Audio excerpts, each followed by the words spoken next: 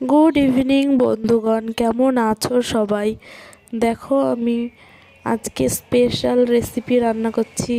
এটা কিসের মাংস কমেন্ট করে জানাবে কিন্তু সবাই। দেখো মাংস ধুয়ে বেছে পরিষ্কার করে নিয়েছি।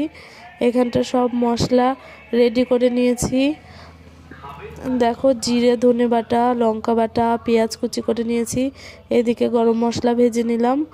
এখন আলু আমি লবণ হলুদ দিয়ে সুন্দর করে ভেজে নিয়েছি।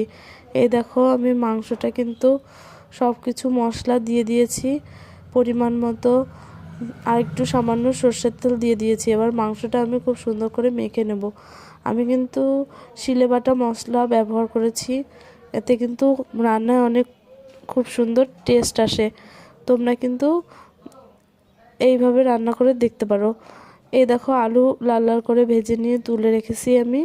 এবার কড়াইতে আমি দিয়ে দিয়েছি সর্ষের তেল, আর ফোড়নের জন্য দিয়ে দিলাম জিরে আর তেজপাতা।